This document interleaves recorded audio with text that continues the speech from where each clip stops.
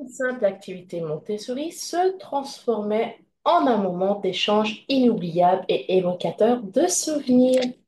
Bonjour et bienvenue sur Alzheimer et alors.com, votre chaîne YouTube consacrée à la méthode Montessori adaptée pour les personnes atteintes de troubles neurocognitifs, notamment de la maladie d'Alzheimer. Aujourd'hui, je vais vous montrer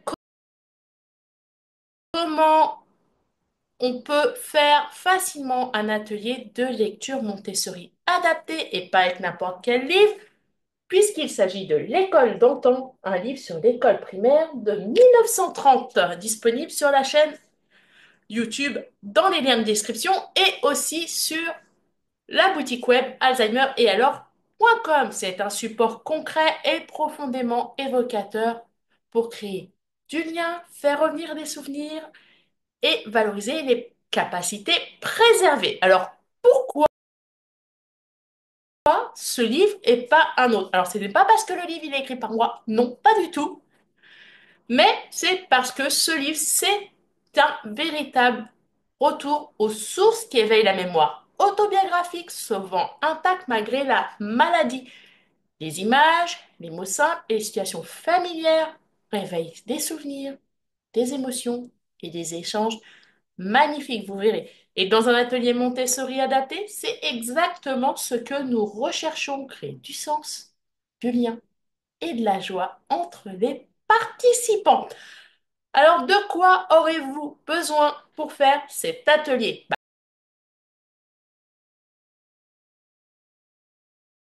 Tout d'abord, d'un ou plusieurs exemplaires du livre en question, une salle calme et lumineuse avec des sièges installés en cercle pour un peu plus de convivialité, un petit objet pour symboliser la prise de parole. Alors ça peut être un galet, une balle douce, un bâton de parole, une clochette ou tout simplement lever la main. Et aussi, si c'est possible, parce que je vous rappelle que les activités Montessori sont des activités multisensorielles, des objets d'époque concernant ce thème. Donc des ardoises, des blouses, des bons points, un bonnet d'âne, tableau de mérite, un certificat d'études, un pot au lait, des galoches. Bref, plein d'objets pour stimuler la mémoire sensorielle. Alors, comment ça va se dérouler une séance si vous n'avez jamais fait de séance auparavant? Tout d'abord, vous préparez votre environnement. Je le répéterai jamais assez, mais une activité Montessori réussie, c'est une activité avec un environnement préparé. Donc, je vais vous mettre un petit screen à la fin de cette vidéo. N'hésitez pas à aller faire un petit tour si vous ne savez pas comment faire. Ensuite, vous accueillez. Vous saluez chaque participant avec un grand sourire pour créer un climat de confiance. Ensuite, vous proposez une phrase d'ouverture rituelle. Par exemple, aujourd'hui, nous allons voyager dans le temps. Vous souvenez-vous de votre toute première salle de classe? Ou par exemple aussi, vous souvenez-vous de du nom de votre premier instituteur? Vous allez montrer le livre, feuilleter doucement quelques pages, par exemple montrer des porte-plumes, la tenue de l'écolier de l'époque, ou encore un certificat d'études. Bref, vous avez disposé pour les participants un exemplaire de ce livre et vous allez les laisser toucher, regarder et commenter spontanément quelques pages. N'hésitez pas aussi à leur laisser un temps pour toucher tout ce qui va être objet pour stimuler leur mémoire sensorielle. Une fois que cette petite découverte est faite, vous allez passer à la lecture partagée et active. Alors, soit vous lisez vous-même un court extrait à voix haute, bien sûr avec émotion et clarté, soit vous proposez aux participants de lire une phrase, un court passage à leur rythme ou encore une page avant de passer aux participants suivants. Le but, c'est d'encourager les souvenirs. Par exemple, qui se rappelle de la notion morale? Ou aviez-vous une blouse grise? Ou vous rappelez-vous quel jour vous n'aviez pas école? Le but, ça va être de valoriser chaque participation, même avec un simple sourire ou un regard bienveillant. Je vous rappelle que le comportement non verbal est aussi à prendre en compte. Si vous voyez un participant hocher la tête ou croiser les bras, c'est de la participation. Une fois ce temps de lecture fait, alors, en général, on compte entre 15 et 20 minutes, mais ça dépend de l'attention des participants et de si c'est un jour avec ou un jour sans. Donc, une fois ce temps de lecture fait, vous allez passer au partage libre. Donc là, vous allez inviter chaque participant à évoquer leurs souvenirs d'école. Alors, ça peut être un peu de tout.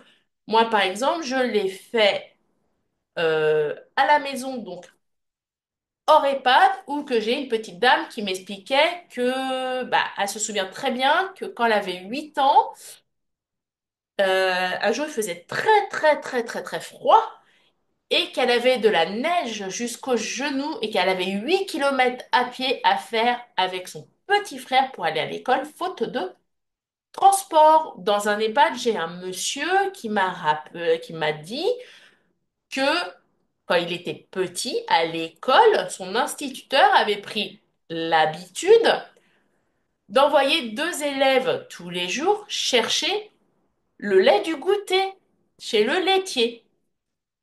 J'en ai aussi un autre qui m'a raconté qu'il devait apprendre à faire du tir à la carabine, ce que j'ignorais fortement, mais apparemment à l'époque c'était un prérequis pour le certificat d'études chez les garçons.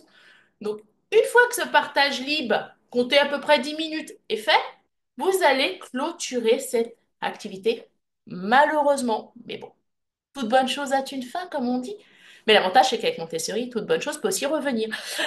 Donc, vous allez résumer les souvenirs partagés, remercier chaleureusement chaque participant et bien sûr conclure positivement avec une phrase type, par exemple, merci d'avoir partagé ensemble ces merveilleux souvenirs.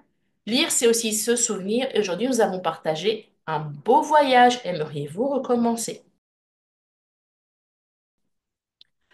Alors, quelques conseils en plus pour réussir cette activité. Tout d'abord, vous proposez l'activité, mais vous ne n'imposez pas la lecture. Dites-vous que, de toute façon, si vous imposez, vous aurez de l'opposition. Ce qui compte dans la méthode Montessori, c'est l'engagement. Je ne le répéterai jamais assez.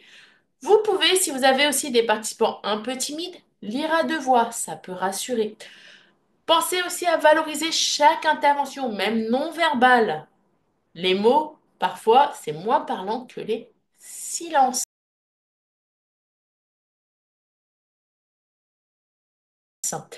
Donc, si cette activité vous a inspiré, sachez que vous pouvez retrouver d'autres livres Montessori adaptés sur la boutique Alzheimer et alors.com. Vous en avez actuellement 6 différents, d'autres sont en écriture. Alors, c'est un petit peu long parce que du coup, il faut que je demande les accords pour les crédits photos, etc., etc. Bref, c'est pas très intéressant de vous raconter cela, mais vous allez en avoir pas mal qui vont arriver bientôt. Et pour aller plus loin, pour ceux qui sont intéressés par la méthode Montessori, vous allez avoir également une formation complète pour les aidants et les professionnels. Pensez à vous abonner à la chaîne pour ne manquer aucune des prochaines vidéos. Donc, nous sommes actuellement dans des activités Montessori pour les activités communautaires, donc des activités de groupe. Pensez à liker cette vidéo pour soutenir Alzheimer et alors à la faire monter dans le classement. Plus nous sommes nombreux, plus je pourrai faire de choses différentes avec vous. Et partager cette vidéo à toute personne ou équipe qui pourrait en avoir besoin. On se voit jeudi prochain à 15 heures.